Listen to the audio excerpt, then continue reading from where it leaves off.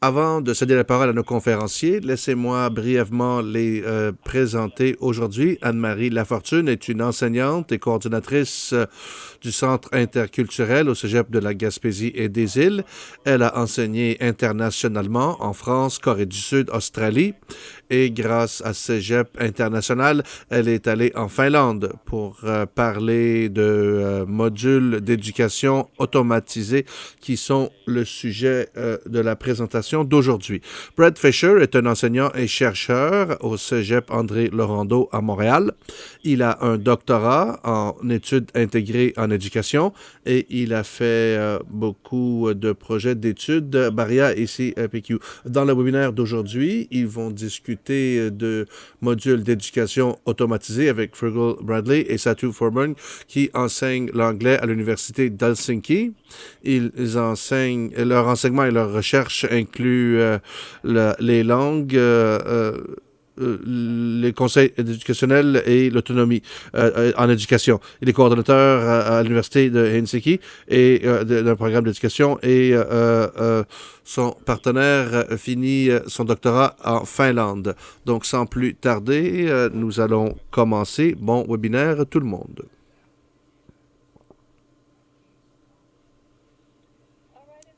Alors, bonjour tout le monde, bienvenue au webinaire. On est très excités de vous avoir avec nous, Satu, Fergal et moi. On est très excités de parler de ce sujet aujourd'hui. C'est quelque chose qui vient d'une inspiration, d'une question qu'on se pose, comment on peut mieux faire comme enseignant. Mais plus que ça, c'est une question de nos étudiants. Comment nos étudiants peuvent mieux apprendre et avoir une meilleure expérience éducationnelle qui va rester avec eux pendant longtemps. Alors, selon moi, selon mon expérience personnelle au Cégep, je me rappelle d'un moment en particulier quand j'étais dans ma salle de classe d'anglais langue seconde et mes étudiants faisaient ce test de compréhension. Tous les étudiants allaient passer ce test. J'allais avoir 100 copies à corriger. Ils écoutaient une vidéo sur un sujet et essayaient de comprendre la vidéo et les questions. C'était un examen final. Et je me rappelle, un des examens finaux, et je me rappelle en arrière de la salle de classe quand j'observais, c'est pas quelque chose qui les intéresse, c'est pas eux qui ont choisi ça. Je suis même pas sûr que l'étudiant qui performe super bien sur cet examen peut vraiment complètement comprendre une conversation en anglais dans un contexte hors salle de classe. Alors, je me rappelle, j'étais stressé un peu et anxieuse et je voulais mieux faire comme enseignante pour que mes étudiants puissent mieux intégrer l'anglais comme langue seconde. Et aussi, ma réflexion, c'était beaucoup d'étudiants étaient en anglais langue seconde depuis le primaire et ils sont encore au même niveau, plus ou moins au cégep. Alors, et encore de la difficulté. Alors, j'ai fait un peu de recherche et c'est là où j'ai trouvé le travail d'un enseignant à Helsinki, Tuula Letonen. Et je me rappelle le titre d'un de ses articles. Vous allez certainement apprendre l'anglais mieux au travail que d'un texte éducationnel. C'était donc de l'apprentissage naturel, authentique, au lieu de l'éducation en silo, avec des sujets qui sont intéressants parfois, mais pas nécessairement bien adaptés aux étudiants, alors à leur expérience. Alors, j'ai parlé de ça avec d'autres enseignants en chimie, en physique, dans tout sujet vraiment. Ce qu'on trouve, c'est que quand le sujet nous intéresse et on a une autonomie d'une façon qui est bien appuyée et bien encadrée et on choisit ce qui les intéresse, ils font beaucoup mieux parce qu'ils sont motivés, ça a du sens et pas à cause de la carrette et du bâton, mais à cause de la motivation intrinsèque. Et j'ai contacté Tuula en Finlande, qui a passé à travers Cégep International pour passer, je pense, 2 ou 3 semaines là-bas où j'ai rencontré beaucoup de bons enseignants, Satu, Fergal, et j'assistais à des cours, je posais beaucoup de questions et ils ont fait ça pour que je puisse avoir un lunch avec différents enseignants. J'ai appris beaucoup. Et le concept d'apprentissage autonome, c'est vraiment au centre de ce qu'ils font pour l'anglais langue seconde. Et donc, je suis revenu à la maison et je me suis dit, waouh, je vais essayer ça ici, copier-coller. Les étudiants regardent leurs compétences, ils choisissent le projet qui les intéresse selon ce qu'ils veulent étudier. Et après ça, on se rencontre de temps en temps et ils soumettent leur projet final. Alors, c'était un flop total parce que nos étudiants ne sont pas habitués à ça. Ils ne sont pas habitués à cette autonomie. Ils ne sont pas habitués à avoir ce niveau de choix, de libre choix. C'était beaucoup de confusion pour plusieurs, mais certains ont bien apprécié cependant, mais en général, c'était difficile. Alors, un des points clés, c'est qu'ils me posaient toujours la question, qu'est-ce que vous voulez? Qu'est-ce que vous voulez que j'écrive? Qu'est-ce que je dois répondre? Et beaucoup d'étudiants en sciences me posaient la question, comment est-ce que c'est juste? Parce qu'il n'y avait pas un test standardisé. Et comment est-ce que ça peut fonctionner? Comment est-ce qu'on peut bien performer, avoir 100% et faire mieux que les autres? Et c'est ce qui est important pour certains d'entre eux qui veulent aller dans les sciences pures, dans des programmes qui demandent plus de scores élevés, si on peut le dire comme ça. Et donc, c'est pas une recette parfaite et c'est quelque chose que je mentionne très humblement aujourd'hui. Je suis heureuse d'avoir Satou et Fergal qui sont là pour répondre à nos questions. Et donc, je suis aussi avec Brett aujourd'hui parce qu'il aime penser en dehors de la boîte, pousser un peu l'enveloppe et en termes de pédagogie, et aussi nous assurer que c'est fait d'une façon que ça soit cohérent. Alors, je vais brièvement partager ce qu'on a fait dans ma classe où je travaille avec les étudiants pour la première moitié du trimestre et lentement mais sûrement leur donnant plus d'autonomie.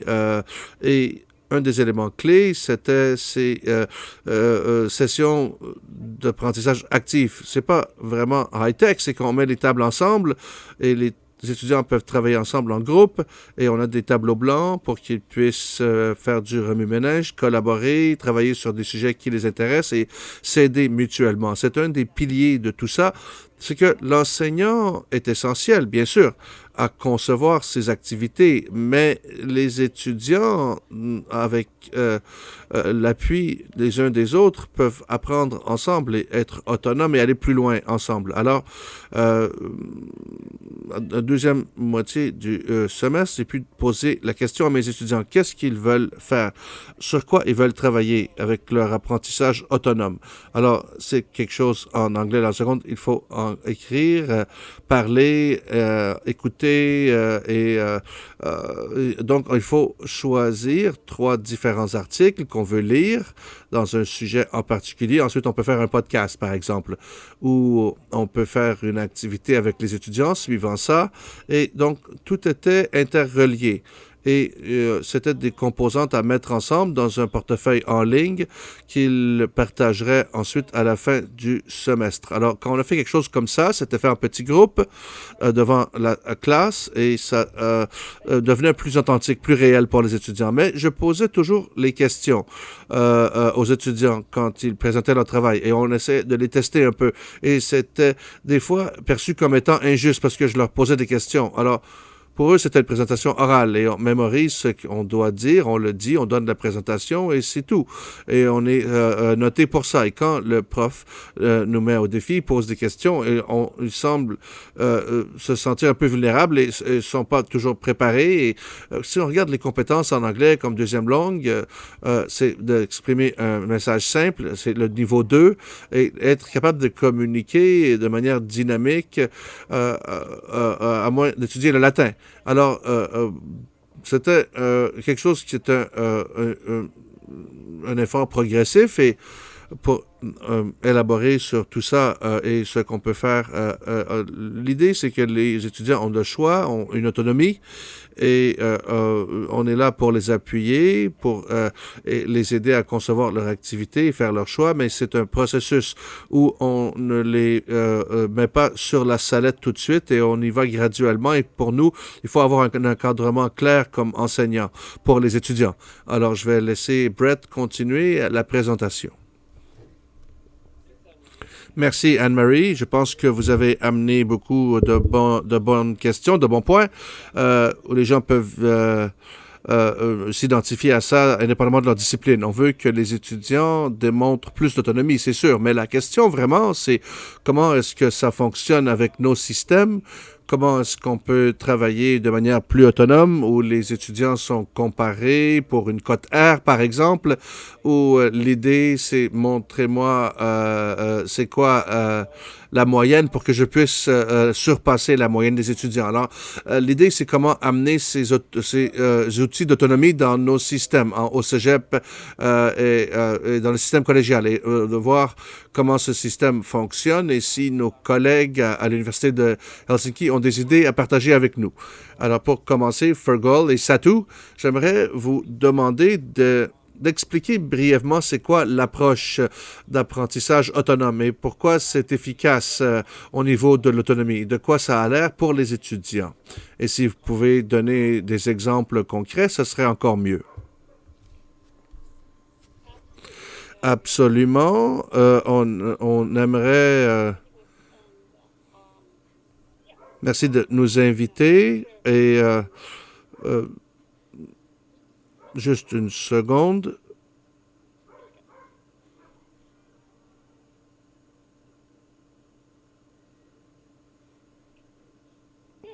OK.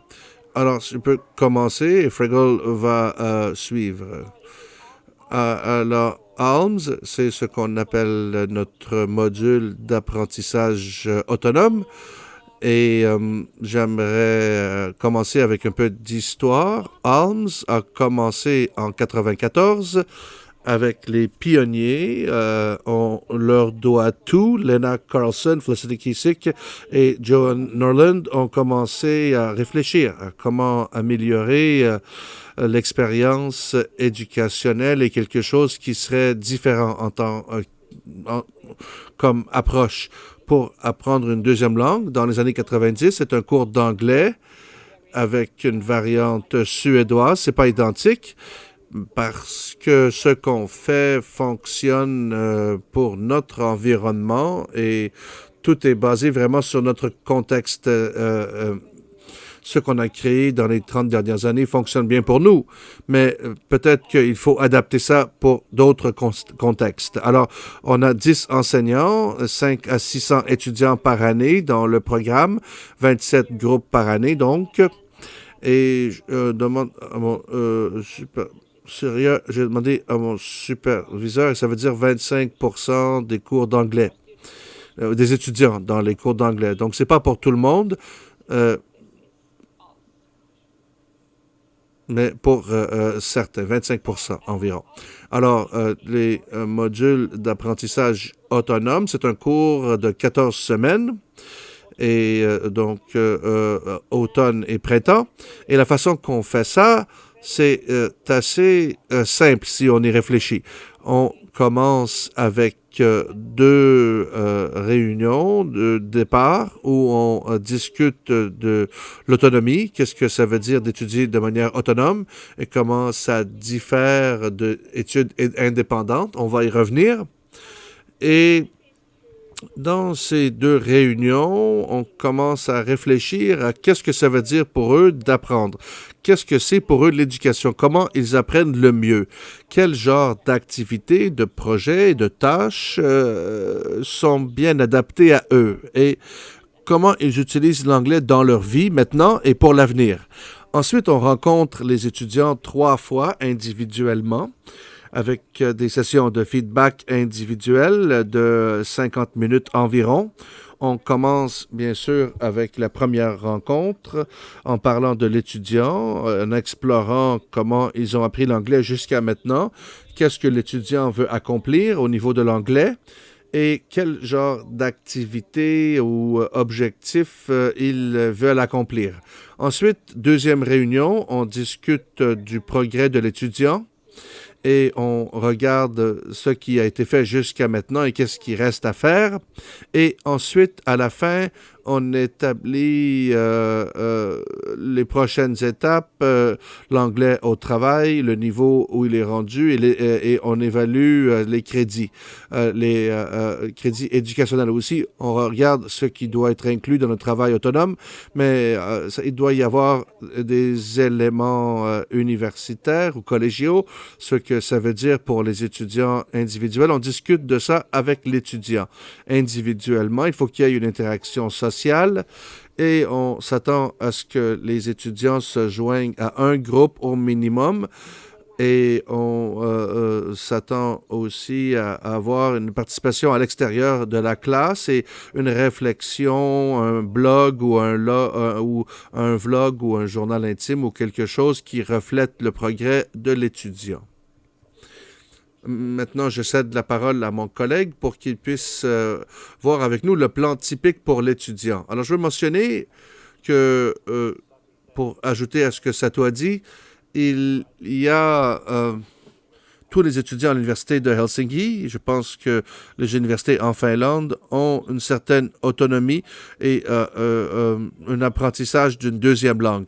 La plupart des étudiants choisissent l'anglais parce que c'est vraiment intégré dans la société ici. C'est très familier, même si nous sommes des pays scandinaves, mais il y a beaucoup d'anglais, surtout dans la vie universitaire et dans les médias. Et donc, l'anglais est vraiment une langue omniprésente ici.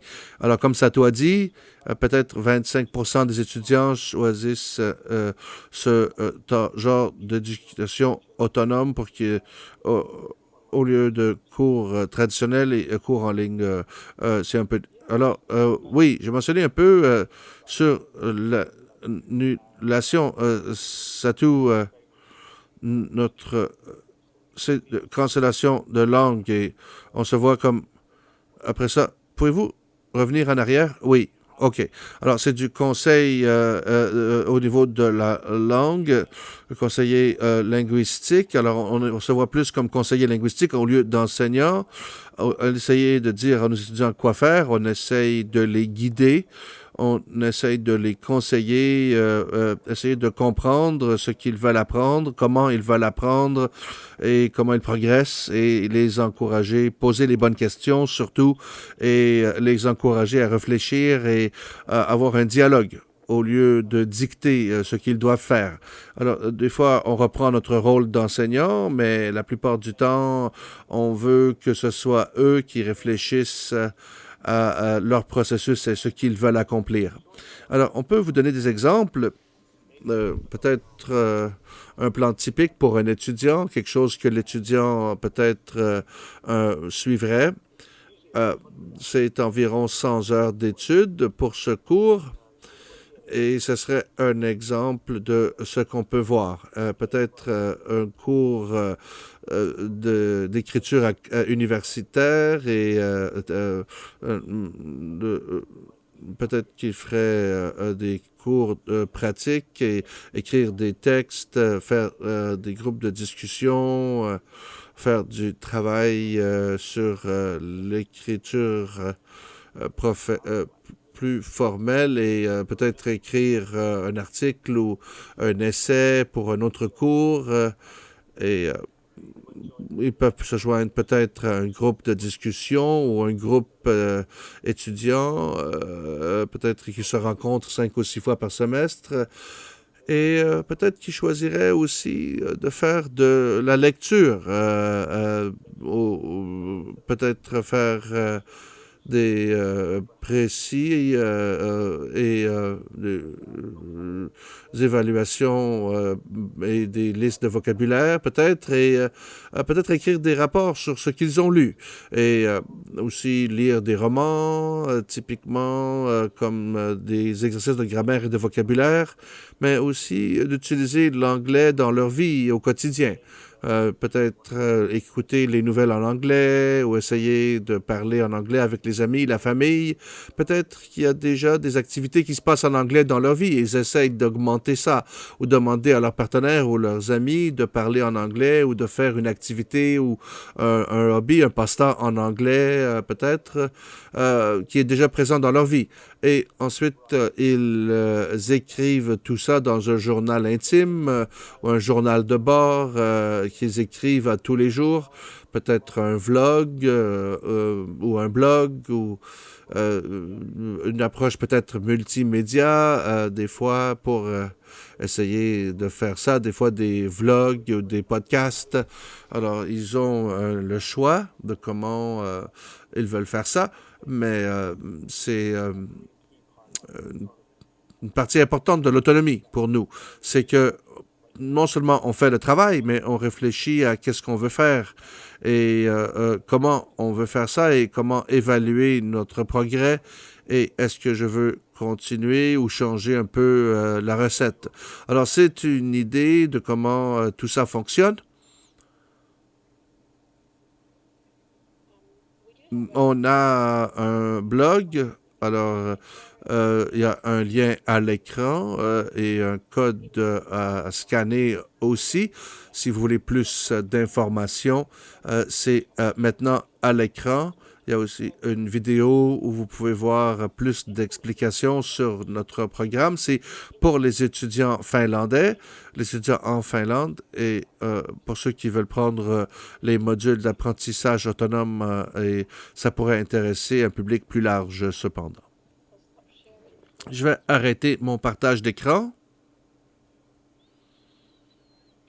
OK, merci pour ce survol très intéressant. Je veux juste mentionner quelques points que vous avez mentionnés. Quand j'ai commencé à travailler avec vous,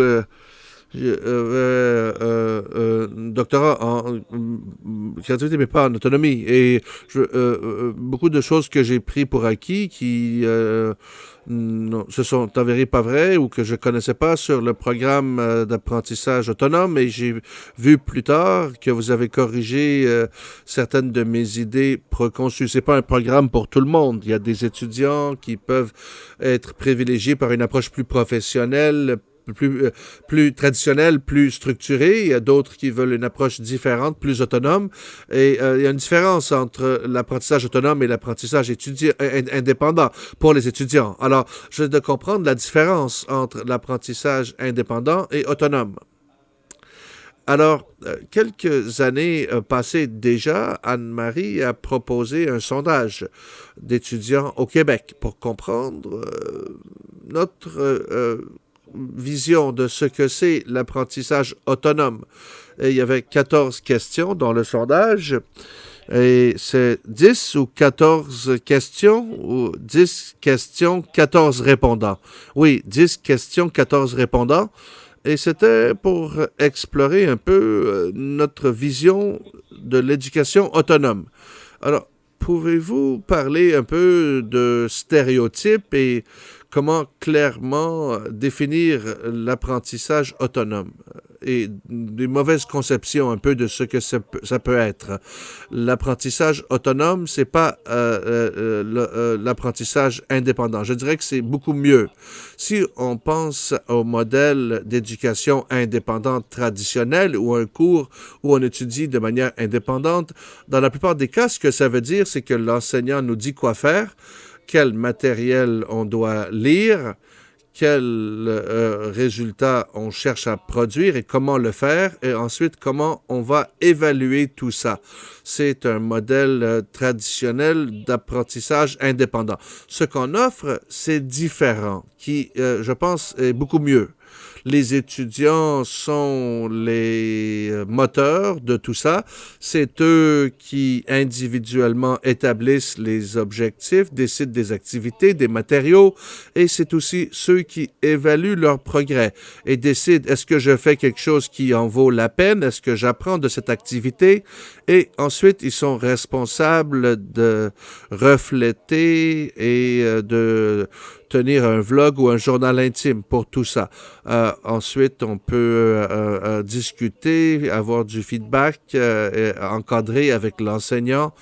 Et aussi, c'est le fait que on a un suivi individuel avec les étudiants, on les connaît, on en apprend qui ils sont et ce qu'ils veulent accomplir. Et il y a un étudiant qui veut peut-être être chercheur, et peut-être qu'il veut faire quelque chose différent d'un autre étudiant qui a d'autres objectifs. Alors, les disciplines aussi diffèrent. Il y a des étudiants qui peut-être ont des priorités différentes. Et donc, aussi, ce qu'on a observé dans l'approche autonome, c'est que notre vie peut être organisé comme ça. Nos passe-temps, nos amis, tout peut être organisé comme ça si on ajoute l'anglais. Et les étudiants sont créatifs, essayent de trouver différentes façons d'utiliser l'anglais, différents outils pour intégrer l'anglais. Je pense peut-être un point important, c'est je pense que l'apprentissage autonome vient d'une tradition d'éducation autonome très longue de recherche. Et Lena Carlson et Joan, qui ont commencé le programme à l'origine, étaient vraiment intéressés par le travail de précédents chercheurs. Et le travail de Alex est très important. Et ensuite, Lenny Darm au Danemark, David Little aussi à Dublin, et qui ont travaillé là-dessus. Et je pense qu'il y a une grosse communauté au Japon aussi. On travaille avec eux. Alors, certaines des définitions clés qu'on utilise pour nos étudiants, c'est que l'autonomie, c'est une question de prendre le contrôle de notre éducation, de notre apprentissage. C'est de planifier notre parcours, c'est d'aller faire le travail et refléter sur nos progrès et faire des changements, s'évaluer. Et Little a une bonne liste de ce que n'est pas l'autonomie. Et c'est pas les études indépendantes, c'est pas la même chose. C'est pas d'être autodidacte. Ça veut pas dire que l'enseignant ne fait rien ou que l'enseignant est là à observer et ne fait rien. Non, c'est pas ça. Les étudiants et le professeur doivent travailler ensemble. L'enseignant doit intervenir, poser les bonnes questions, être un participant actif, encourager la discussion et décider avec l'étudiant. Aider l'étudiant à décider et l'encourager à prendre des décisions. Et l'étudiant n'a pas à décider seul. Des fois, l'étudiant peut dire « je ne suis pas certain, je ne sais pas quoi faire ». Et beaucoup de nos étudiants peut-être je sais que je dois lire, je peux lire, j'aime ça, il y a beaucoup de matériel à lire, mais je ne sais pas comment faire pour écrire un essai académique. Alors, j'ai besoin d'aide. Alors, il faut que j'aille peut-être travailler en groupe et avec le prof et avoir du feedback et identifier là où j'ai besoin d'aide et ce que je peux faire seul. Et des choses qu'on peut faire de manière indépendante et d'autres où on a besoin de plus de structure et plus d'aide. Les deux entrent dans le modèle d'éducation autonome et c'est l'étudiant qui doit choisir. Alors oui, c'est pour dire que l'autonomie, c'est pas juste quelque chose qu'on allume comme ça. C'est un processus le long d'une vie. Alors, on essaie toujours de réfléchir à, pour un étudiant, peut-être que c'est pas quelque chose qu'on fait automatiquement et qu'on devient autonome. C'est un processus et ça prend du temps. Il faut continuer le processus et suivre notre trajet. Alors, c'est pas juste qu'on a 18 ans et qu'on est autonome. Ce serait bien pour plusieurs parents, mais... OK. Alors, une autre question... ça amène la question d'étudiants qui ont de la difficulté avec l'autonomie. Qu'est-ce qu'on peut faire avec quelqu'un qui a de la difficulté dans ce modèle? Comment on peut les aider?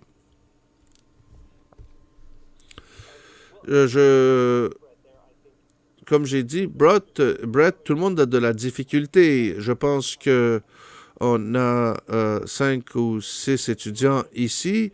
Certains viennent au cours, ils savent quoi faire, ils ont un bon plan depuis le début et ils suivent leur plan et on leur parle et ça va bien, mais c'est la minorité. La plupart des étudiants ont besoin d'aide, d'encadrement et c'est pour ça qu'on a les rencontres de groupe, le suivi individuel, les groupes de travail avec les étudiants et on encourage les étudiants à réfléchir à leur progrès et où ils veulent aller et essayer de simplifier le processus pour que ce soit simple et concret. Alors, les groupes, par exemple, étudiants, où les étudiants peuvent s'appuyer et collaborer. Par exemple, certains étudiants sont pas bons avec la gestion de temps ou sont pas bien organisés parfois. Donc, on les encourage à travailler en groupe et s'aider à se structurer mutuellement et comme ça, ils n'ont pas à faire toutes les décisions immédiatement tout seuls. Et peut-être qu'ils ont un appui, un réseau d'appui et ils ont de l'encouragement et d'un enseignant et des pairs. Et donc, je pense qu'on a beaucoup d'options pour les étudiants. On leur donne aussi beaucoup d'exemples d'autres étudiants qui ont passé avant eux. J'ai parlé à un étudiant il y a quelques semaines. Au début du cours, je ne savais pas vraiment où je m'en allais, mais lentement mais sûrement, dans les premières semaines et à travers les premières réunions et en suivant votre blog et les exemples de d'autres étudiants, j'ai essayé et j'ai pu trouver un peu mon chemin. Alors, c'est ça le point. C'est ce qui est important, c'est qu'il y a des occasions à saisir, il y a des exemples et des réseaux d'appui. On a beaucoup d'outils et de matériaux aussi pour aider les étudiants à démarrer leur processus et explorer les matériaux qu'ils veulent utiliser et on essaye de trouver ensemble un plan pour chaque étudiant. C'est pas pour tout le monde. Certains étudiants décident que c'est pas pour eux, qu'ils ont besoin de plus structure traditionnelle, mais on a plusieurs options pour les étudiants ici. Donc, mais il y a beaucoup de façons de faire les études autonomes aussi. L'éducation autonome aussi a plusieurs choix. Et pour certains, c'est pas facile. Mais je pense que ce sont les points importants, l'accompagnement, la communauté, le réseau d'appui qui aide les étudiants qui ont de la difficulté. Je pense que c'est aussi le fait que les étudiants reconnaissent le fait qu'ils viennent de différents horizons, qu'ils ont différentes capacités, différentes attentes et différents objectifs dans la vie. Et tout ça, c'est correct. Ce qu'on essaie de faire, c'est de trouver les activités qui fonctionnent mieux pour chaque étudiant, qui leur donnent un bon défi, mais qui ne sont pas déterminés par des forces externes. Ils peuvent utiliser leur famille, leurs amis, leurs collègues, les enseignants aussi. C'est à eux de déterminer leur plan. Oui, je pense qu'on a le temps pour une autre question. Anne-Marie, est-ce que tu voulais ajouter quelque chose? Oui, rapidement, parce que je pense que c'est brillant. Comment l'approche autonome fonctionne avec la communauté d'enquête, la communauté de recherche, qu'on veut apprendre quelque chose, qu'on veut repousser les limites de nos connaissances. Ça n'arrive pas dans une bulle, c'est pas en isolement. Il y a ces deux composantes, mais aussi l'aspect social qui, avec ces groupes d'appui, avec ces réseaux d'appui où les étudiants travaillent ensemble. Et j'étais surprise parce que des fois, les étudiants n'étaient même pas là, les profs n'étaient même pas là, et les étudiants ont pris le contrôle et ont fait fonctionner ça seuls, sans l'enseignant. Alors, la présence de ce modèle communautaire, c'est où les apprenants, au lieu d'absorber passivement et prendre des notes et se préparer, mais j'ai aussi cette présence. Je sais quels sont les objectifs et ce que je veux accomplir et je travaille avec d'autres et qu'est-ce qu'on doit faire et comment travailler ensemble. Et alors, il y a une façon de voir l'éducation qui est vraiment complète et holistique au lieu de le modèle classique d'éducation où on transmet des connaissances de manière linéaire. Oui, beaucoup d'accompagnement, d'encadrement et où tout le monde travaille ensemble en partenariat. Oui, alors une dernière question parce qu'il nous manque de temps, mais on a qu'est-ce que vous direz sont les bénéfices clés? Quels sont les avantages clés? Et pour qui ça fonctionne bien tout ça? Qu'est-ce que vous voyez chez les étudiants? Qu'est-ce qu'ils en retirent? Et bien, différents étudiants retirent différents avantages et ça fonctionne pas pour tous, mais pour la plupart ou plusieurs. On peut adapter ça aux étudiants. Alors, c'est de reconnaître le fait que différents étudiants ont besoin de différentes choses. Certains des étudiants veulent vraiment plus de présence des mentors et des enseignants, plus d'encadrement, d'autres moins. Des étudiants, des fois, sont très ambitieux et d'autres ont des ambitions pas purement académiques. Alors, indépendamment de l'étudiant, il faut qu'il y ait un certain contenu universitaire académique à un certain niveau, mais il y a certaines personnes pour qui l'aspect social aussi est important. Alors, pour chaque étudiant, on doit calibrer ça un peu différemment et le modèle peut être adapté. Alors, le bénéfice, c'est vraiment la flexibilité. On rencontre les étudiants 3 fois, au début, milieu et fin du semestre, mais si l'étudiant a besoin de plus, on est heureux de le faire. Et bien sûr, tout est adapté à l'étudiant, mais l'étudiant est celui qui doit faire le travail. Ce qu'on fait, bien sûr, c'est d'appuyer, de reconnaître, aider, accompagner l'étudiant. Mais on ne force pas la note. Si l'étudiant est autonome, n'a pas besoin autant d'aide, on ne force pas la note. OK, je pense que c'est tout pour aujourd'hui, mais je peux voir un avantage très clair pour les étudiants pour qui ça fonctionne. C'est une bonne option pour un modèle d'apprentissage tout au long de leur vie et d'appliquer ce modèle dans toute leur vie. En conversation en anglais, et travailler en anglais et utiliser l'anglais dans leur vie et apprendre tout au long de leur vie. Alors, merci beaucoup d'être là, de répondre à nos questions et pour la merveilleuse présentation. Et je veux terminer en disant, en faisant un retour sur ce que Anne-Marie disait, on peut voir comment ce modèle peut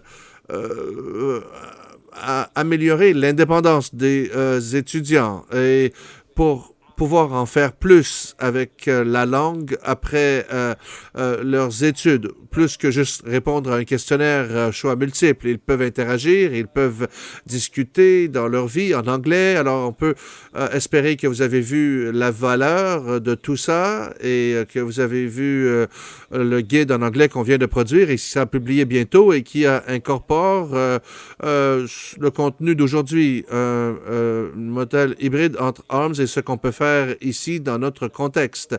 Alors, gardez un œil ouvert pour ça. On ne peut pas en discuter complètement parce que c'est encore sous embargo, mais ça sera publié bientôt. Gardez les yeux ouverts pour ça. Maintenant, on cède la parole à Andy et pour les questions de l'auditoire.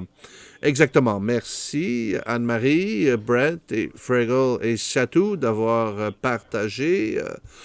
C'était très intéressant. Nous partager votre expérience à l'Université Helsinki, mais aussi partager des expériences, des exemples de comment ça peut fonctionner au Québec.